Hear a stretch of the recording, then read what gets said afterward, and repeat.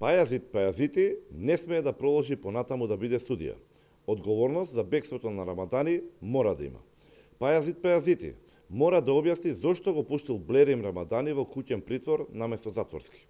Истиот знаел дека Рамадани е лице кое може да се даде во бегство и покрај тоа му овозможил шансата да избега. Пајазит е истиот судија кој пресуди условна казна затвор за Иџет Мемети, кој призна дека зел подкуп со Наќе Ѓоргиев за да му ја олеснат казната на Боро Малборо. Внимавајте, условна казна за службено лице, заменик претседател на Советот на јавни обвинители, кој требал да спроведува ред, а не да го крши. Истиот Пајазит е судијата кој не е одреди ни притвор, ниту за лицата кои упадна во контролната кула на Скопскиот аеродром. Пајазит мора да одговара. Одговорност мора да има. За почеток, тој треба да биде разрешен, а потоа против него треба да се отвори постапка за да објасни како во неговите предмети тешки прекршители на законите поминуваат деказето со условна осуда или бегаат. Прашање пристигна пред Центарот на ВМРО ДПМН од Каналната телевизија.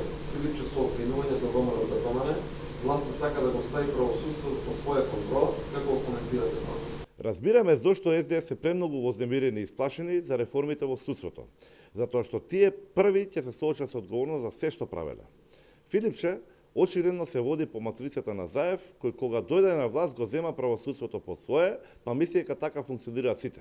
Еве, да му кажеме, ако не знаел, ВМРО ДПМН не планира да го земе правосудството под свое, туку да го земе од криминалните канџи на СДС и ДУИ и да го врати правосудството во рацете на судиите и обвинителите.